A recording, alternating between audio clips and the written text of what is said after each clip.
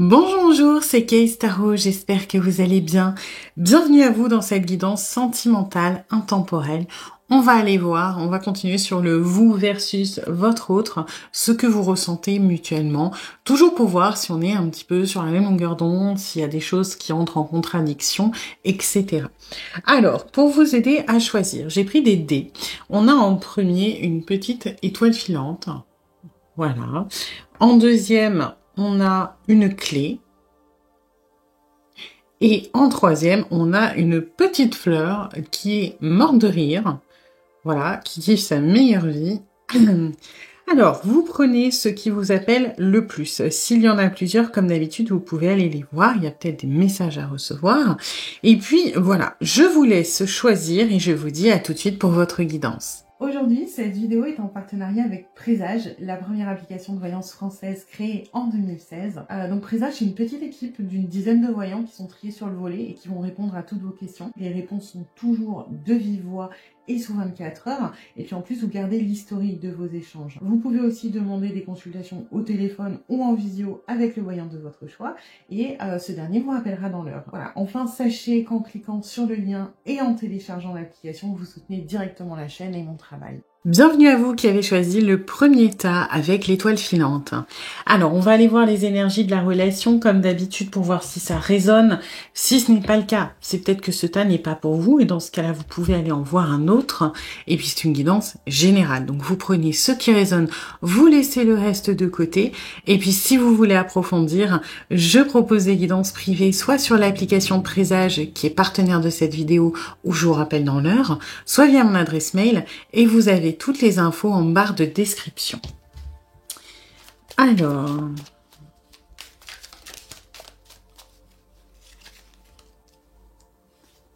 d'accord.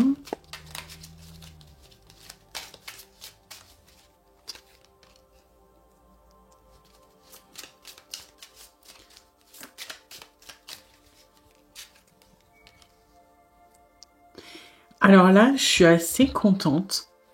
Parce que j'ai l'impression qu'on est dans une relation où on est en train de se libérer de choses qui étaient ultra encombrantes, ultra compliquées, qui pouvaient être anxiogènes, qui vous ralentissaient tous les deux quelque chose d'assez sympa. Pour moi, la personne à qui vous pensez avait tendance à peut-être un petit peu trop écouter ce qu'on avait à lui dire. Donc ça peut être l'entourage proche, donc la famille, les amis, mais ça peut être un peu plus vicieux que ça. Moi, pour certains d'entre vous, j'ai une question d'image, d'accord ? C'est-à-dire des gens qui avaient pas envie de rentrer dans le moule, qui avaient pas envie que ça se sache que il ou elle fréquente quelqu'un, qui n'a pas envie. Vous voyez, c'est là où il y a une subtilité, c'est que on n'est pas forcément sur quelqu'un qui a des personnes qui vont clairement lui dire ne fais pas ci, ne fais pas ça, ou fais ci, fais ça. Ça peut être le cas.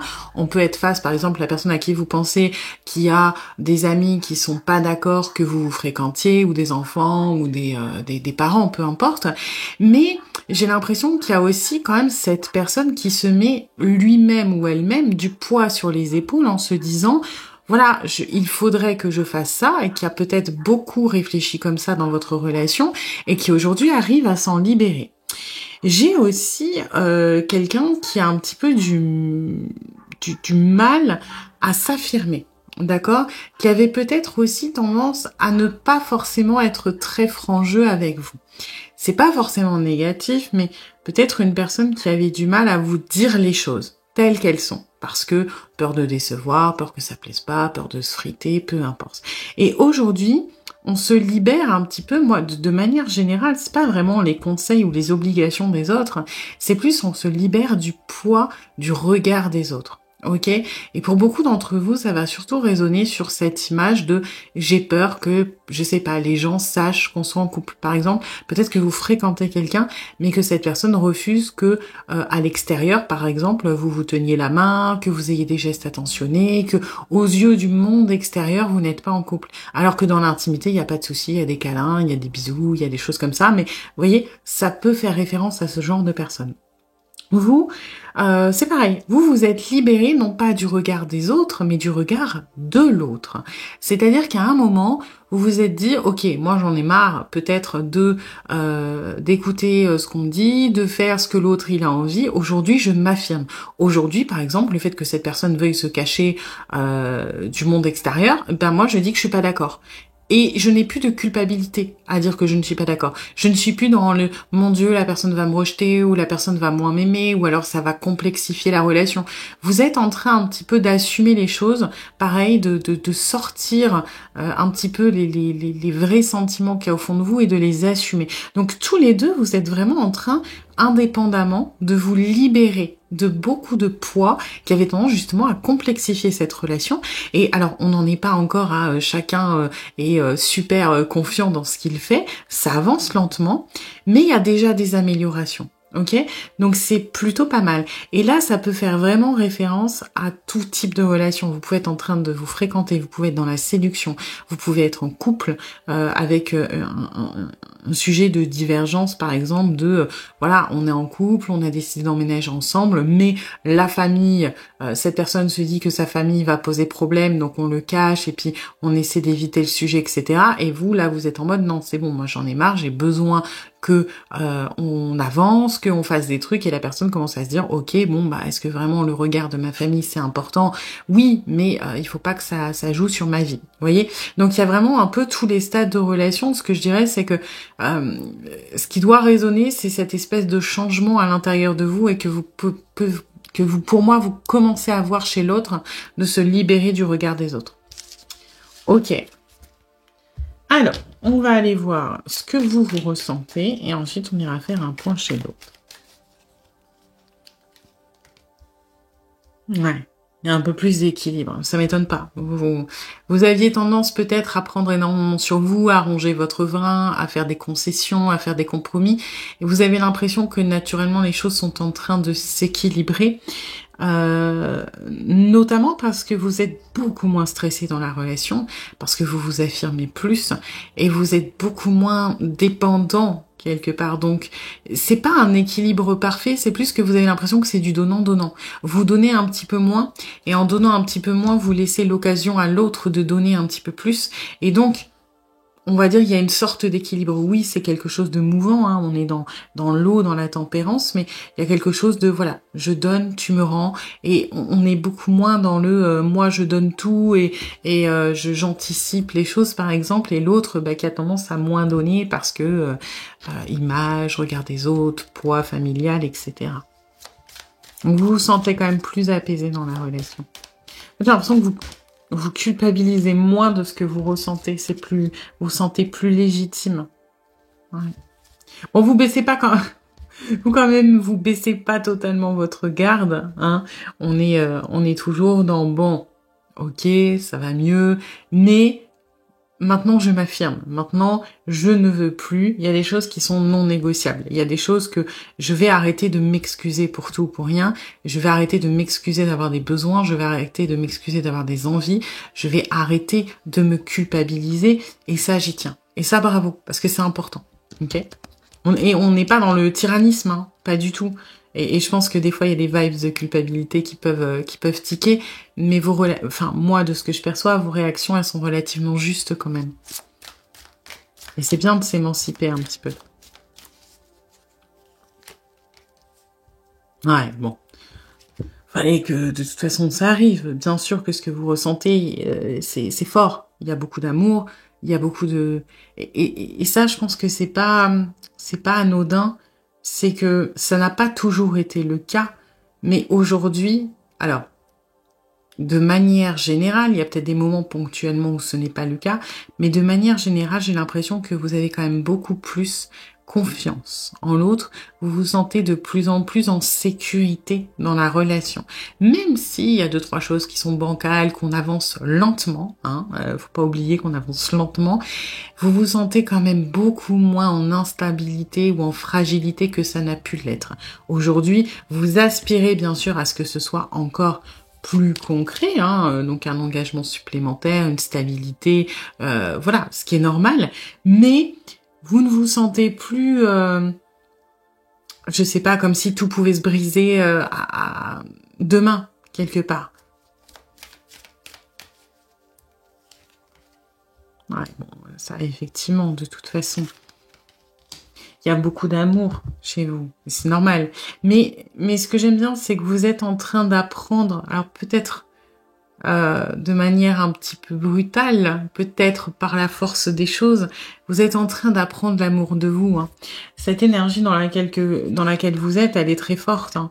C'est vraiment, je refuse de me faire abuser, d'être trop gentil ou gentil. Et je vais arrêter d'être désolée pour rien. Je vais arrêter d'être désolée parce que je ne me conforme pas au désir de l'autre. Aujourd'hui, il y a des choses qui ne me conviennent pas, il y a des choses qui me font de la peine, il y a des choses qui m'épuisent. Et j'ai décidé de me choisir moi. Ça ne veut pas dire que c'est un ultimatum de je me choisis moi et je laisse l'autre derrière, parce que il y a beaucoup d'amour, il y a beaucoup de tendresse, il y a beaucoup d'enthousiasme aussi à l'idée de cette relation, de l'évolution de cette relation, mais c'est plutôt, voilà, je vais arrêter de tout sacrifier, je vais être un petit peu plus juste avec moi-même, et puis ça me fait du bien aussi. On est plus dans le côté martyr, hein. Et c'est pas péjoratif hein, quand je dis ça, mais au contraire, c'est quelque chose de... En fait, vous avez réussi à vous dire que la stabilité n'était pas forcément dépendante de votre capacité à vous sacrifier. Vous arrivez aujourd'hui, et ça c'est vachement bien, c'est vachement beau et vous pouvez être fiers de vous, vous arrivez à vous dire qu'il y a un semblant de sécurité et que cette sécurité finalement peut exister avec le respect de soi, avec l'envie de faire des choses pour soi, de se respecter, d'écouter ses besoins, etc. Donc c'est plutôt, il y a un vrai cheminement chez vous, c'est plutôt intéressant. Je pense qu'on va voir un peu la même chose chez l'autre parce que vous êtes tous les deux dans des phases importantes, j'ai l'impression. C'est des phases importantes qui sont individuelles mais qui vont se répercuter sur la relation.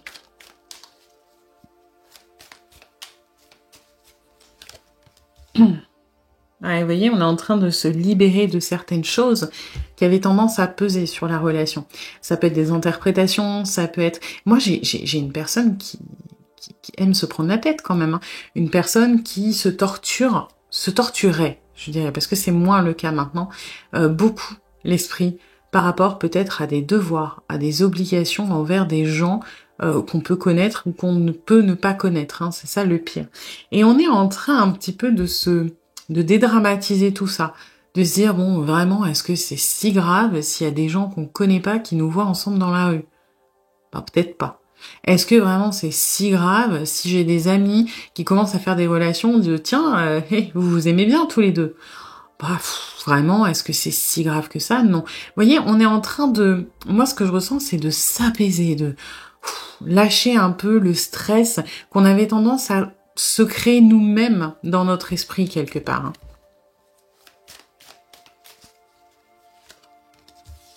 Ouais, on est en train de vraiment remettre en question des convictions, des croyances, des choses que l'on avait ancrées au fond de nous depuis très longtemps.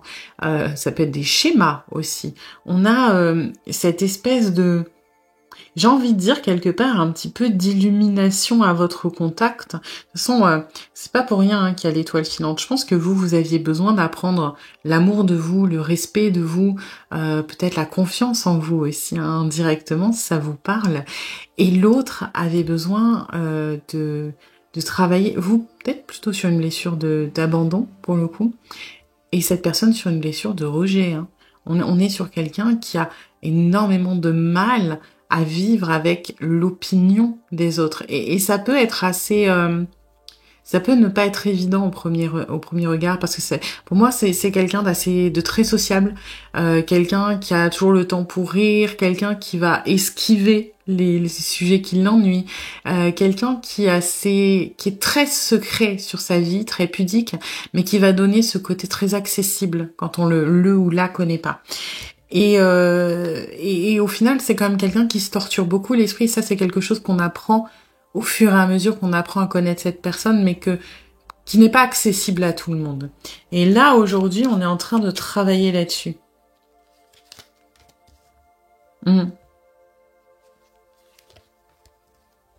Alors, on a encore un côté un petit peu autoritaire avec soi-même, d'accord?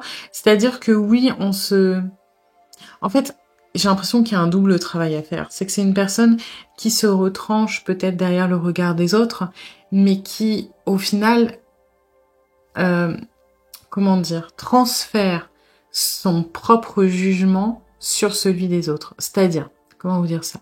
Par exemple, cette personne, mettons, ne veut pas que les gens apprennent qu'il ou elle fréquente quelqu'un parce que il ou elle veut défendre, je sais pas, enfin à la limite ça on va pas vous donner de raison, mais on va prendre un truc plus simple.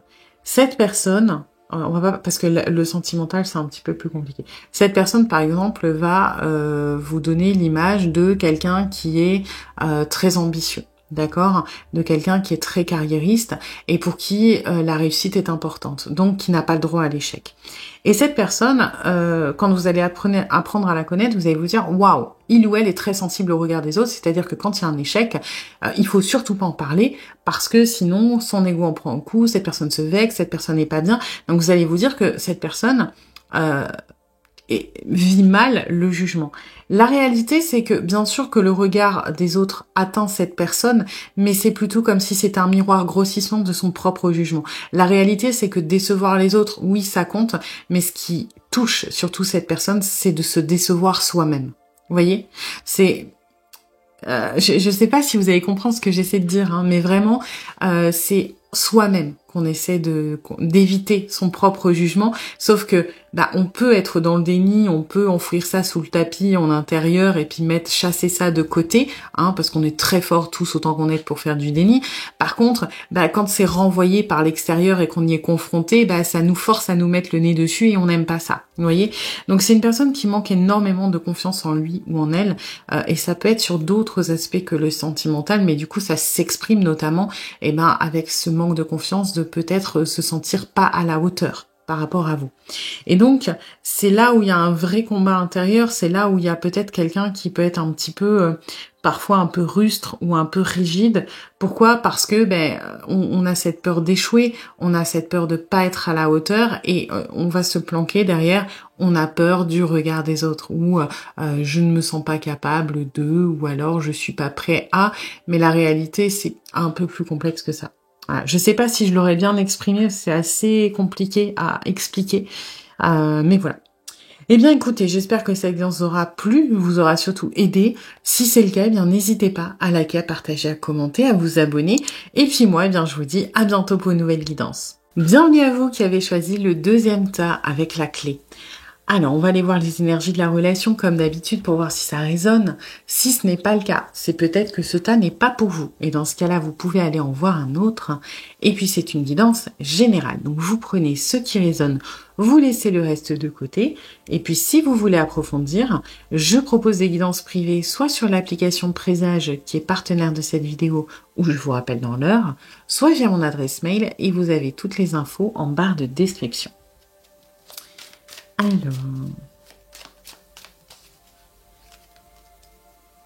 ok.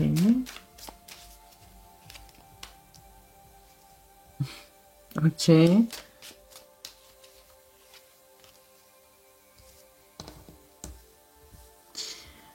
Alors, c'est un peu... Je trouve ça un petit peu rigolo parce que moi, ce que je ressens, c'est une énergie qui est en train de s'inverser puissance 10 000.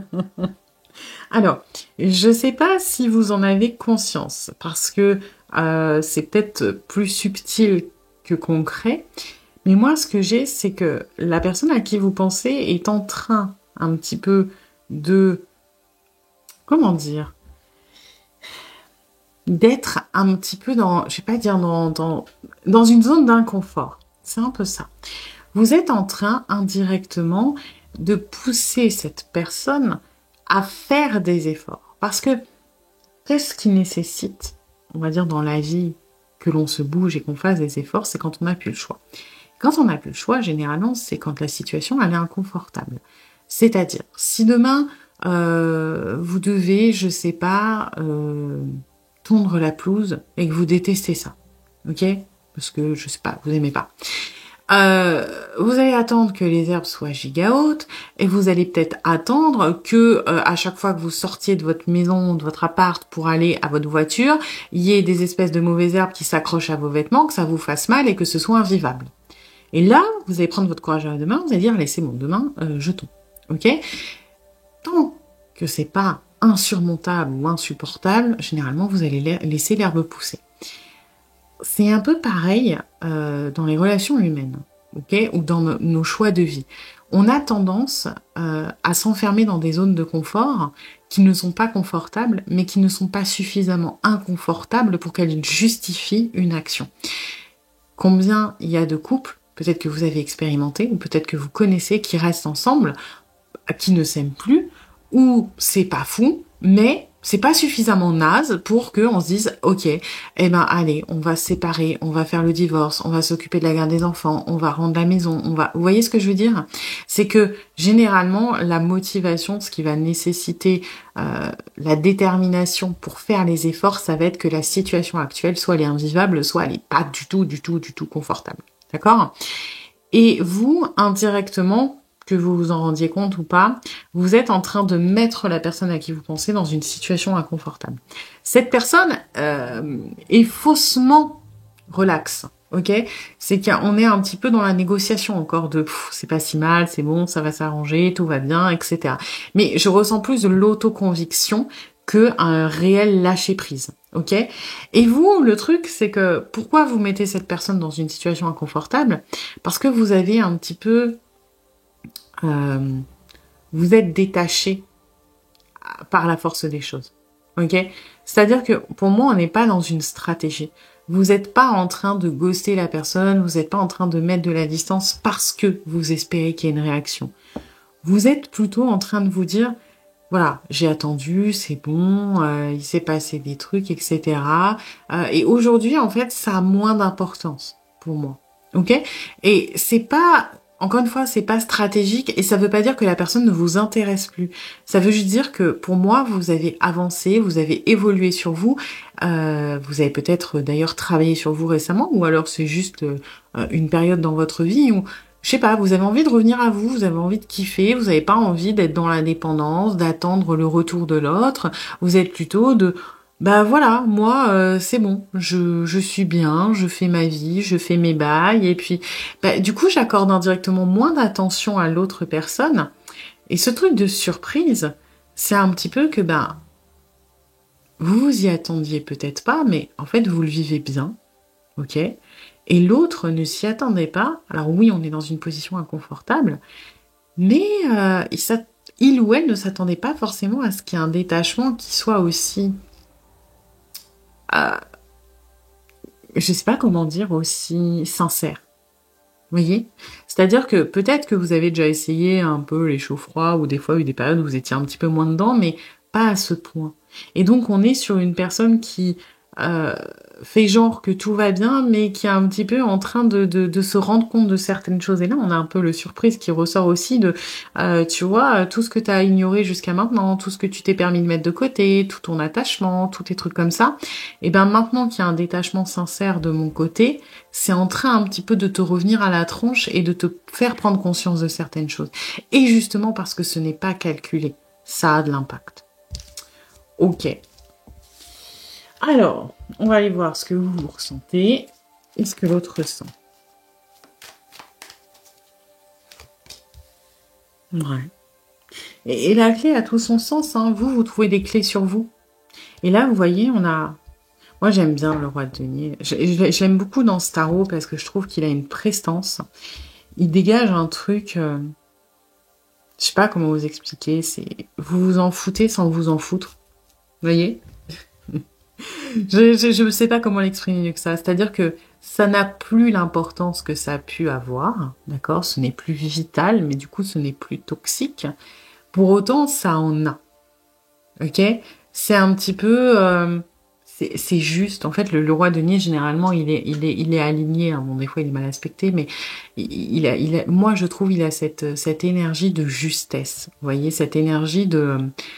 Je donne, je prends, je rends. Vous voyez, ce truc un peu... c'est quelqu'un qui est très généreux, en fait, dans son essence, mais qui ne va pas être dans le... Ça va pas être la bonne poire. Vous voyez? Vous imaginez donc un roi qui est très très riche, bah il est généreux, mais il va pas aller payer des conneries à tous les paysans ou tous les gens qui appartiennent à son royaume. Par contre, si vous faites une demande argumentée de voilà, mon bétail est mort parce que il y a un loup dans le coin qui m'a tout bouffé, j'ai pas de quoi en racheter au royaume voisin et donc ça va être la merde, ça va être la famine cet hiver. Bah là, il va se dire, ok, ça tient debout, moi j'ai le pouvoir de t'aider. Ce n'est pas, oui, j'y trouve un intérêt, mais ta requête est juste, donc je vais t'aider. Ok. Par contre, si c'est, moi j'ai décidé que je voulais pour le plaisir acheter 15 milliards de litres de vin pour me mettre une murge monumentale et voir au bout de combien de bouteilles je tombe et que je fais un petit coma éthylique, il va vous envoyer bouler. Vous voyez? Et vous êtes dans cette énergie-là. C'est-à-dire que vous revenez à vous, vous savez, vous pouvez donner, mais vous n'allez plus donner, vous n'allez plus brader. Vous voyez? Vous allez donner si c'est justifié, mais du coup, il y a énormément de mesures et d'un point de vue extérieur, c'est un comportement qui est très sain, mais d'un point de vue extérieur, ça peut passer pour du détachement. Ok?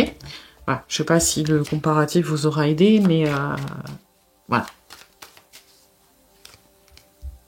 Vous voyez? Il n'y a aucun problème au niveau émotionnel et sentimental. Vous tenez toujours à cette personne. Il y a toujours énormément de tendresse, il y a beaucoup de complicité, mais on n'est plus dans le côté peut-être obsessionnel ou dépendance. Encore une fois, on est beaucoup plus juste, on est beaucoup plus mesuré, et c'est quelque chose, je trouve, de très sain.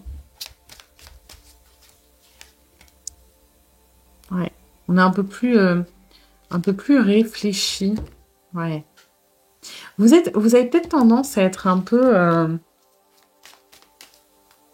Alors, ne pas mal interpréter ce que je vais dire, parce que c'est plus la ludique de langage, mais vous avez peut-être un côté un peu borderline.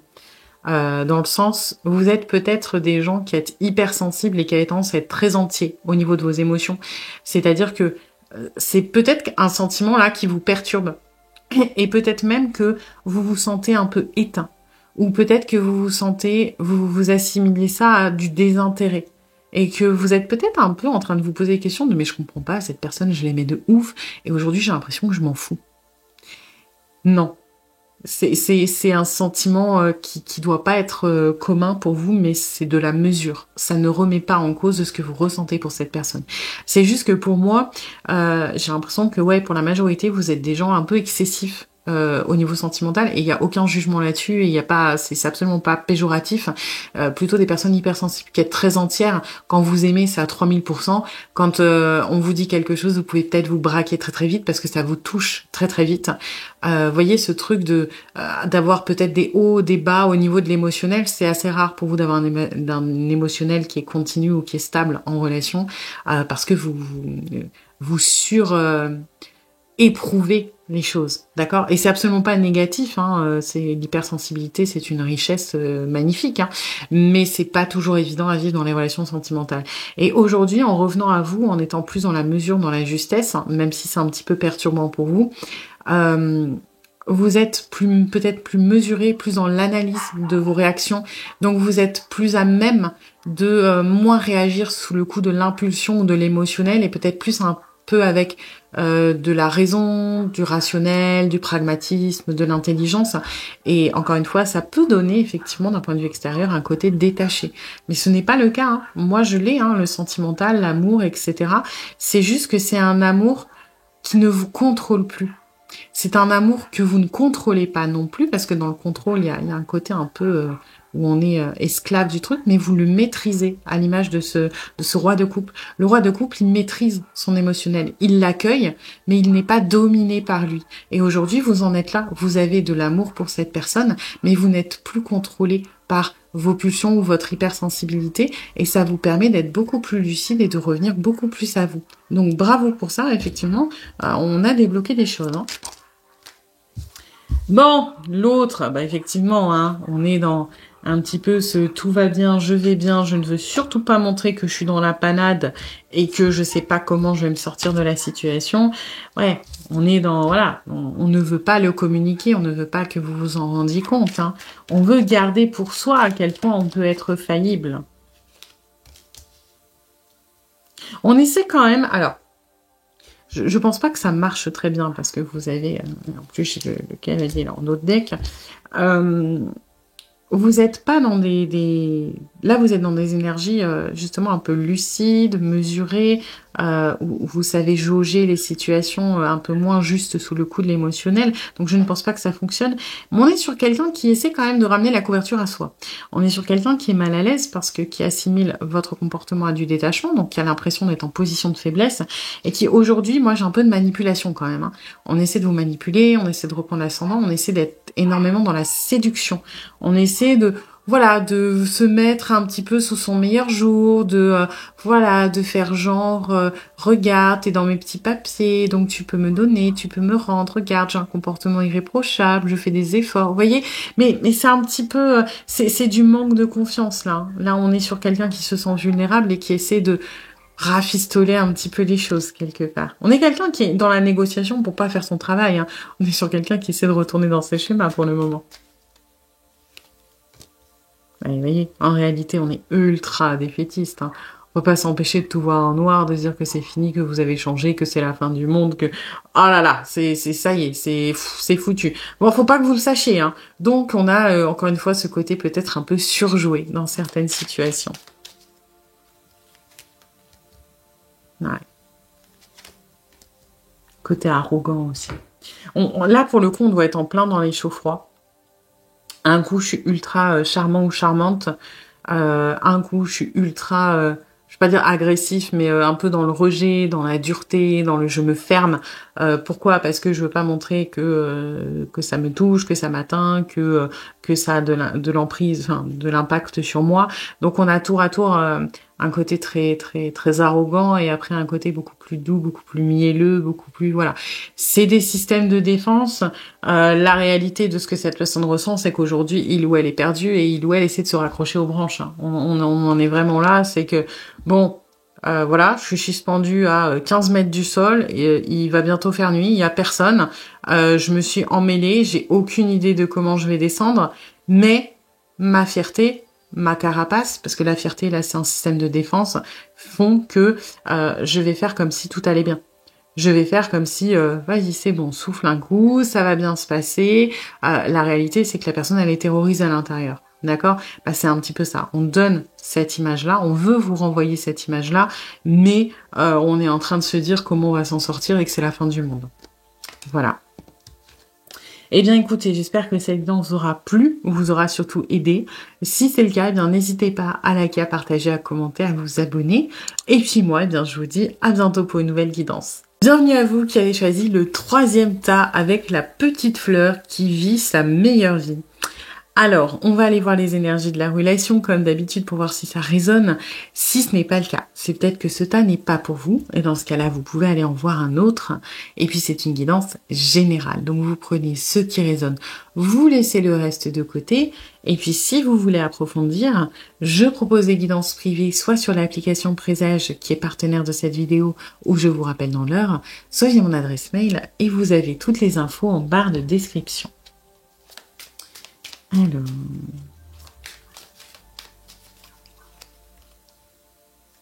ok, ok.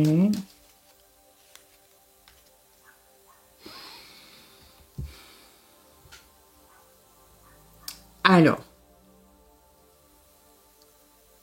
je suis désolée d'avance, ça va pas être une guidance agréable, ok?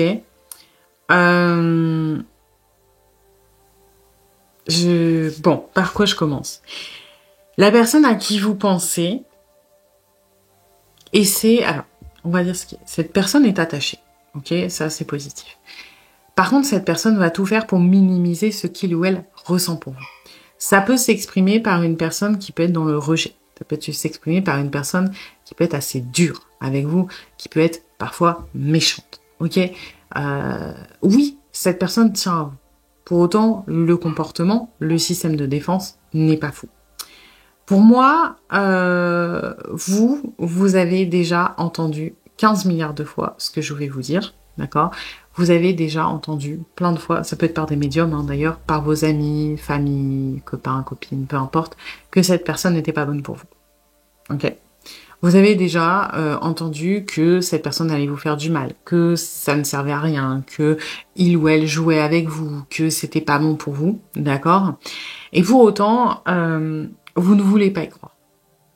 Et donc vous n'allez pas y croire ici non plus, hein, mais voilà, si ça résonne, je vous invite quand même à rester un petit peu, parce que, et c'est là où peut-être j'admets que vous avez en partie raison, vous estimez que vous pouvez faire changer cette personne. En fait, que ce soit conscient ou inconscient, d'accord? Peut-être que vous vous dites, ah non, j'ai pas cette prétention de me dire que je vais le ou la faire changer, mais quelque part au fond de vous, c'est ça qui fait que vous ne voulez pas croire que c'est pas bon pour vous, parce que vous voyez le potentiel en fait. Cette personne fait tout pour faire croire que il ou elle n'est pas intéressé. Cette personne fait tout pour vous faire du mal, pour vous rejeter, d'accord?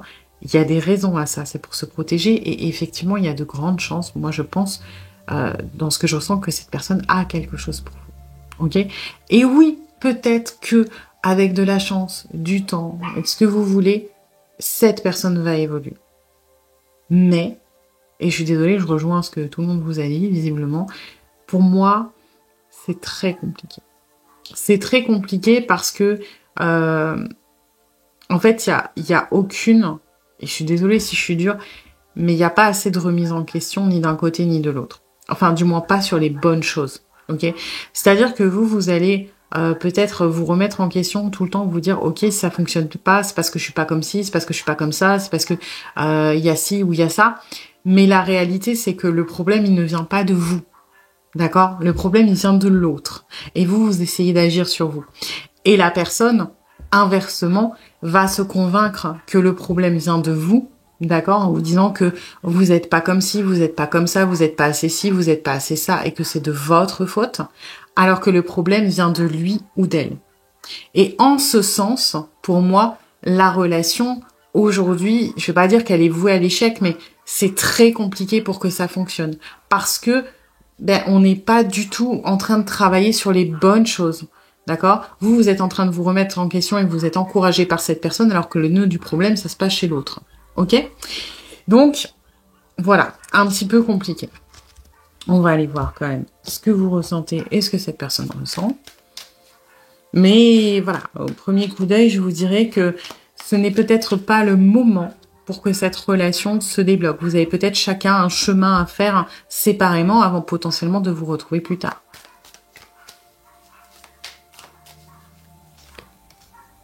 Ouais.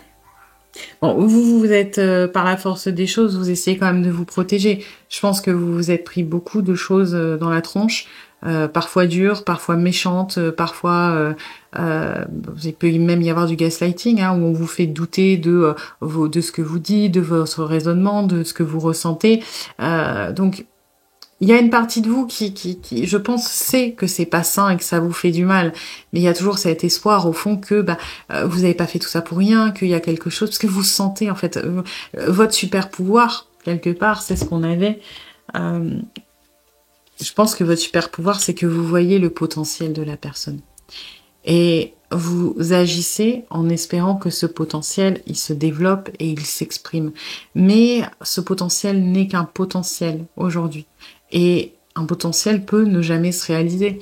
Si vous prenez 2 chevaux de course qui sont primés, qui ont une génétique de malade et que vous les faites se reproduire, le poulain a le potentiel d'être le meilleur cheval du siècle, peut-être. Mais ça reste un potentiel. C'est-à-dire qu'il y a un monde où le poulain, pas de chance, il a loupé toute la génétique. Il a pris toute la génétique qui était moisie, et puis ça se trouve, ça sera juste un cheval de centre équestre. Vous voyez ce que je veux dire? Et il n'aura pas ce qu'il faut pour faire de la course.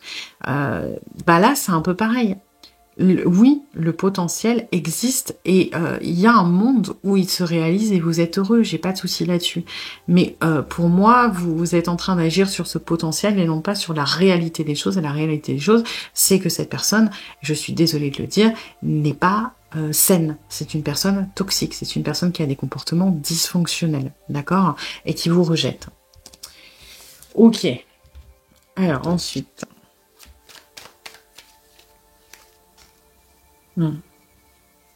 Après, forcément, vous êtes tenu par l'émotionnel aussi, hein. Ouais. Ouais. Voyez, hop. Ces deux-là, elles vont ensemble. En fait, vous êtes bloqué entre la réalité que, on va dire, vous n'acceptez pas. Enfin, vous n'acceptez pas, que vous avez du mal à entendre. Ce que je comprends, parce que ce que vous voyez, ce potentiel, il existe, mais encore une fois, ça ne reste qu'un potentiel.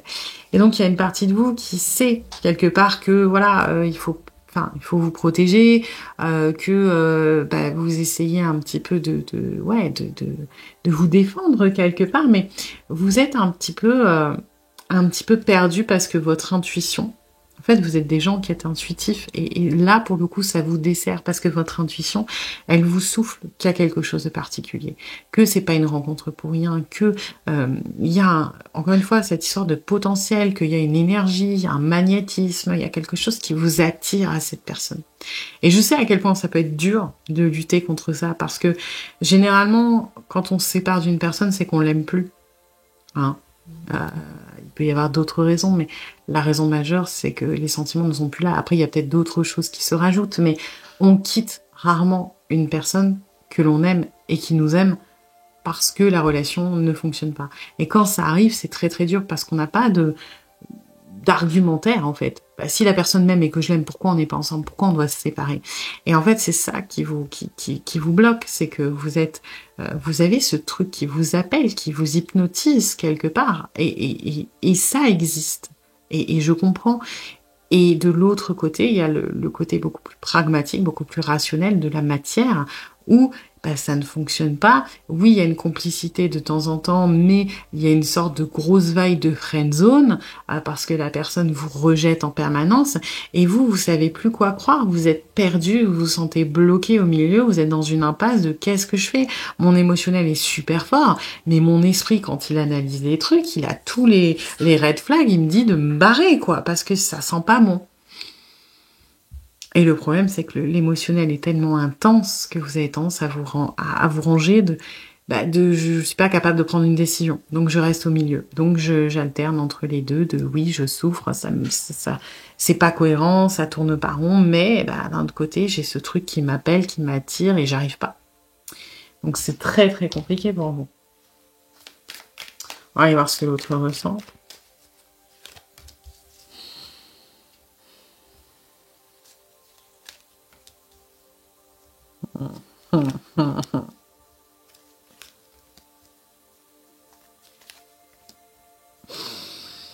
Bon.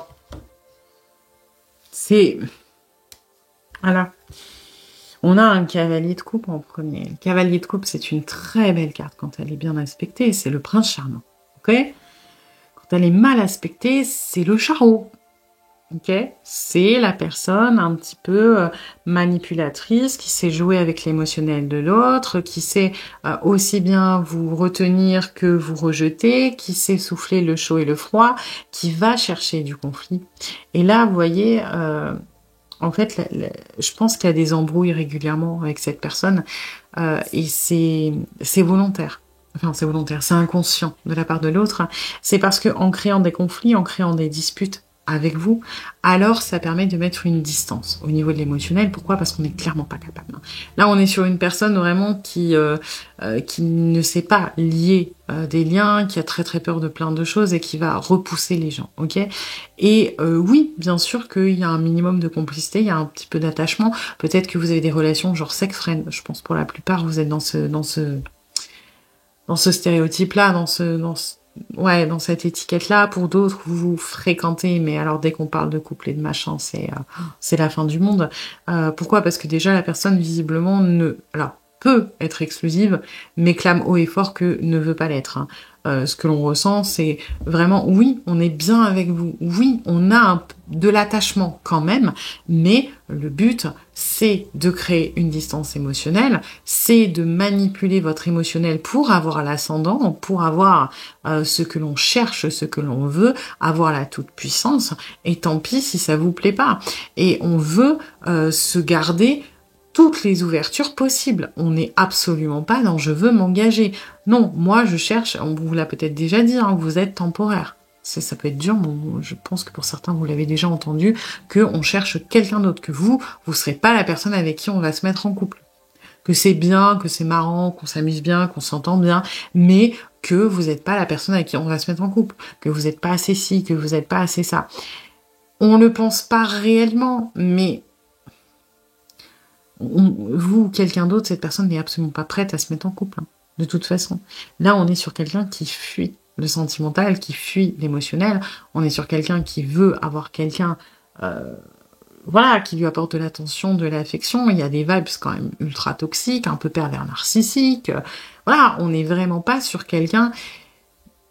C'est pas forcément, et là, c'est là où vous voyez le potentiel et c'est compliqué, c'est pas forcément une personne qui est foncièrement méchante, c'est pas une personne qui est profondément malveillante, c'est pas une personne qui veut faire du mal autour de lui, autour d'elle, c'est une personne qui est toxique, d'accord? Et c'est pas forcément voulu, c'est pas forcément calculé, c'est une personne qui, voilà, a besoin enfin, qui crée des relations qui sont merdique, il faut dire ce qui va se regarder le nombril, qui va être dans je veux l'ascendant et qui va toujours faire en sorte que ce soit comme ça.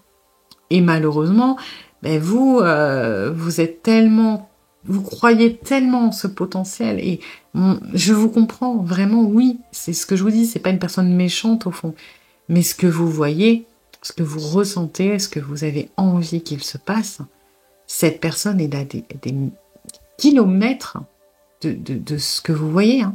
C'est-à-dire que vous, ce que vous percevez, ça va peut-être être le changement de cette personne, je sais pas, dans 10 ans.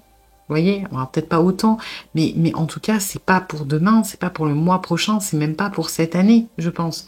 Il y a un tel travail là, il y a des telles structures, il y a des tels schémas, il y a des tels trucs qui sont ultra fort. En plus, on est dans une personne qui est dans le déni, qui se remet pas en question, qui est dans l'accusation, qui va aller chercher les problèmes chez l'autre, qui est dans la recherche de conflits. Alors, il n'y a aucune remise en question. Donc oui, ce que vous voyez peut arriver. Arrivera peut-être un jour, mais certainement pas maintenant. Et pour moi, vous n'êtes pas capable, et peu importe à quel point vous êtes exceptionnel, ça ne remet absolument pas en cause votre valeur, vous n'êtes pas capable de faire bouger une personne qui n'a pas envie de bouger. Et ça, c'est universel. Vous pouvez être le meilleur thérapeute du monde, le plus grand leader du monde, avoir un charisme monstrueux, avoir l'intelligence suprême pour démontrer par A plus B que vous avez raison. Peu importe les qualités que vous possédez, aussi exceptionnelles soient-elles, vous ne pouvez pas convaincre quelqu'un qui n'a pas envie d'être convaincu. Vous ne pouvez pas pousser quelqu'un à changer si il ou elle ne veut pas changer. Vous allez peut-être le ou la guider, vous allez peut-être lui donner un peu d'impulsion, mais le changement se fera quand la personne l'aura décidé, l'aura assimilé. Et aujourd'hui, on en est beaucoup trop loin. Voilà. Eh bien écoutez, j'espère que cette guidance vous aura plu, mais bon, vous aura surtout aidé. Si c'est le cas, eh bien n'hésitez pas à liker, à partager, à commenter, à vous abonner. Et puis moi, eh bien, je vous dis à bientôt pour une nouvelle guidance.